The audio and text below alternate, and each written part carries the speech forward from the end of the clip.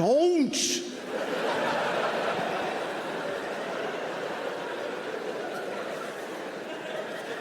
Anyway, you know the rest of the story is that Jesus, he's at the wedding, they had no wine. So Jesus went to the guy running the wedding and he was like, look in the water barrel. Like that, like a close-up magician. Why don't you take a look? Maybe it's not the Red Queen. Go ahead, flip that card over. What do you think? Told him to look in the water barrel, and he looked, and it was wine. He had turned all their water into wine. Everybody rejoiced. Except the guy running the wedding was probably like, we did need some water. It's actually a bigger problem. I have a feeling a lot of his miracles were met with mixed. Like, oh, thanks. That's great, Jesus. Fuck. Like Lazarus. Lazarus had been dead for 4 days. And Jesus comes to town and he says, Lazarus, rise. And Lazarus comes out of the tomb like, and Lazarus' wife is like, are you fucking kidding me right now?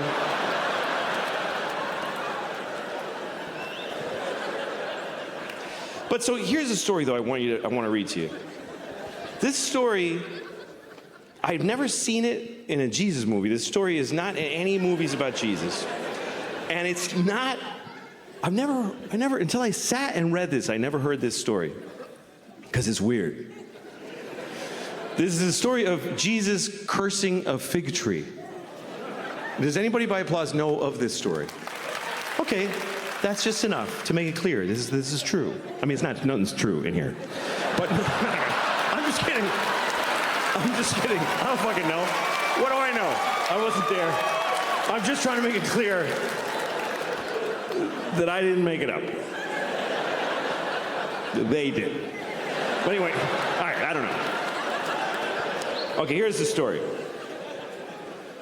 This is Mark chapter 11.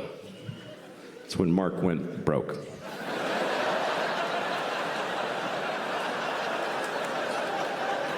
Okay.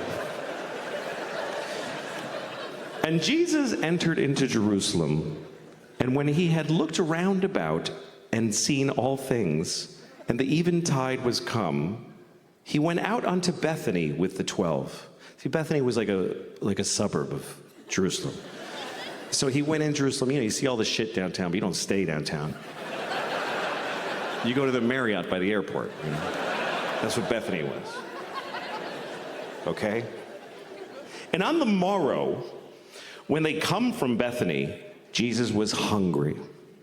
And seeing a fig tree afar off, having leaves, he came to it, if haply he might find anything thereon. But when he came to the tree, he found nothing but leaves, for the time of figs was not yet. And Jesus answered and saith unto the tree, no man shall eat fruit of thee hereafter and forever.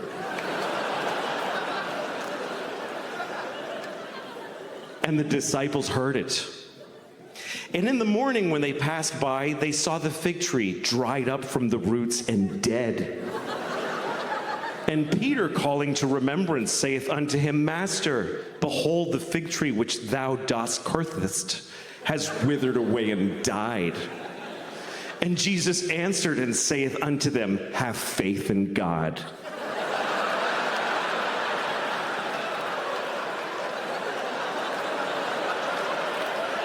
What the fuck kind of a Jesus story is that?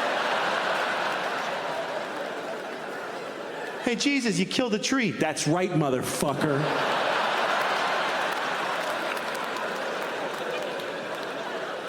What's the fucking point to this story? What is the moral? That Jesus just killed a tree. He was hungry. He was fucking cranky. He was like, there's no figs. Fuck you, tree. You're fucking dead, you piece of shit. I wanted a fig. You're fucking dead. Watch this. And the tree's like, but the time of figs is not yet. It's just not yet. I need another week. You want fruit out of season? Go to Whole Foods, you fucking Jew. I didn't do anything.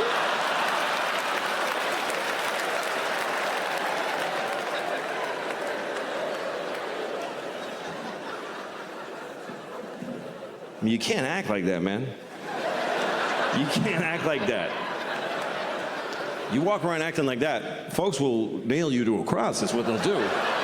They will. You gotta fucking cool it, Jesus.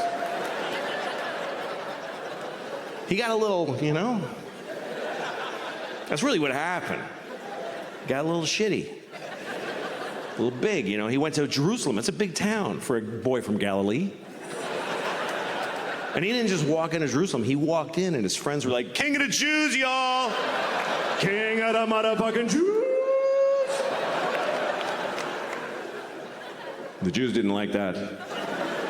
The Jews were like, not my president, whatever, you know.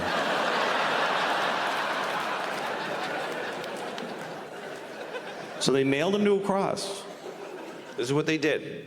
And this, the weirdest thing to me about Catholicism and all Christianity is this image. This image is the image of the biggest, most powerful religion, the cleanest religion. And it's a fucking dead guy with nails, just blood. And it's in every polite room in the world. Every nice, quiet place is a fucking Jesus.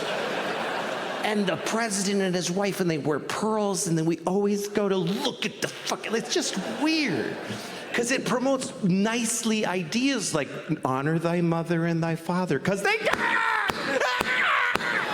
it's just macabre.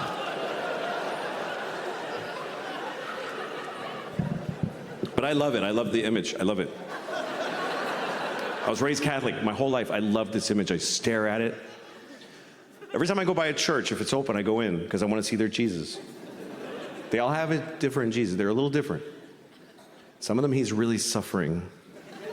And some of them, he's just like, oh, well. I really got myself in a noodle this time, boy.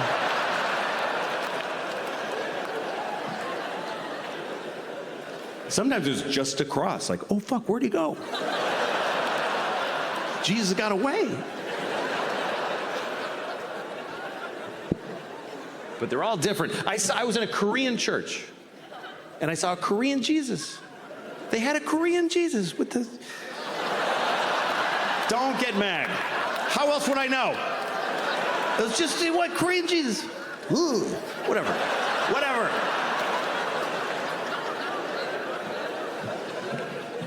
Jesus looks different everywhere. Mostly Jesus has blonde hair and blue eyes, which we know he didn't have, but that's who won everything, so they get to draw him. The truth is Jesus was black, but you don't see that often, black Jesus. Hey man, get me the fuck down from here. Whatever, all right.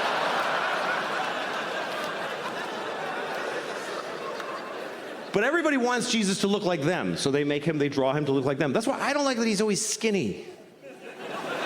Jesus always rail, just fucking, I've been doing Pilates for months getting ready for this. It's not fair. You never see a fat Jesus. I never one time saw like just a fat Jesus. With like 10 nails in each hand.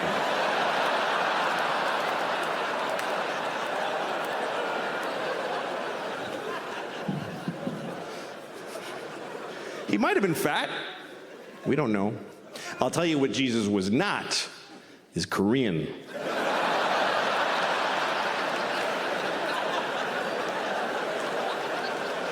There's no Koreans in Jerusalem in the year 1.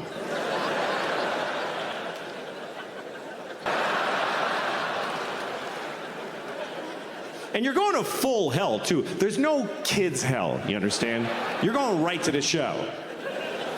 If you're 5 years old, you steal a crayon from your sister, and then you lie about it, you get hit by a truck, you're roommates with Hitler. There's no difference.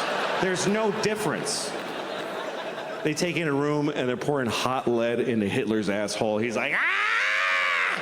No! And then you walk in there like, all right, step up, it's your turn. Hitler's like, oh, good luck, little fella.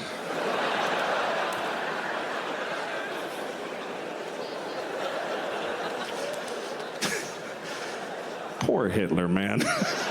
I mean, at this point, he's been down there for 75 years. He's probably nice now. Hitler's probably nice to newcomers in hell. You know, hi, yeah.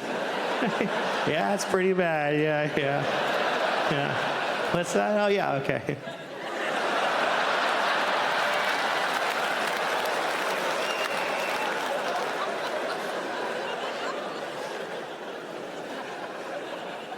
I was so scared of hell when I was a kid. I remember when I found out that gay people go to hell, according to the church, and I got scared.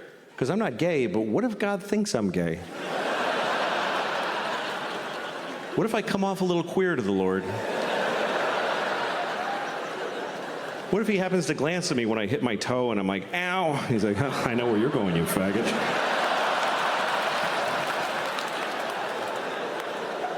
I mean, that's their thing. I don't believe that. God doesn't hate you because you're gay. God made you gay because he hates you. No. I'm just kidding. I'm kidding. There's no God.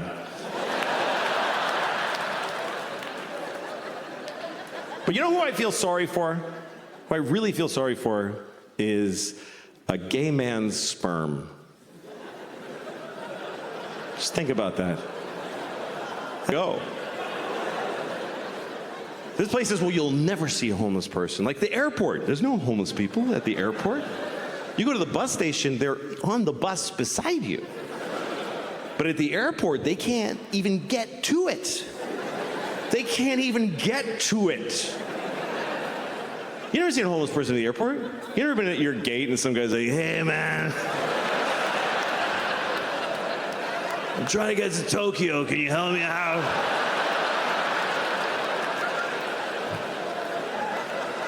Give me an aisle seat, brother.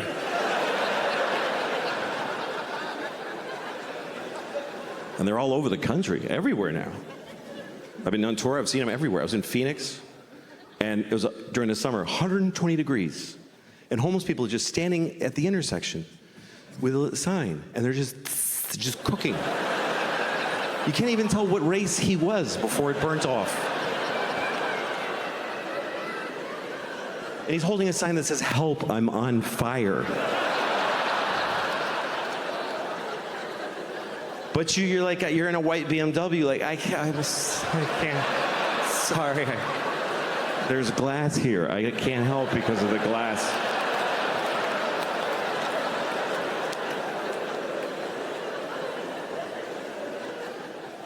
And even here you drive by them. In New York, you walk right by them. So in New York, they're right there. They're in your space. They're in your world. And you got to make a choice. Every couple of blocks, you got to make a choice. You going to help or not? You got to keep shooting. Now, you got to put a limit on it somewhere because you're not going to help all of them. And you're not going to help any of them, really, with a few bucks. But there's always that, like, there's a homeless guy who lives, he doesn't live anywhere. But, I mean, he's, by definition, he's at large. But he's often seen. He's always on the corner by my house. Same guy, every day. And I walk past him every day on the way to the store. I go to the same store every day. I go to Claire's. I don't know if you know Claire's. It's a jewelry store for children. I go there every day. I buy a handful of scrunchies and I run home. Everything else I buy online. Anyway, when I walk by this homeless guy in the morning, he always goes, hey, man, can you help me out? And I go, sure, I give him $5. Then I go to the store. 5 minutes later, I walk by, and he says, hey, man, he doesn't remember, which is fine, but I don't want to give him another $5, you know? Because I only have a few million. I don't know why. I don't know why. I clearly should. I don't know what makes me go, You had your $5, young man. What am I going to spoil him?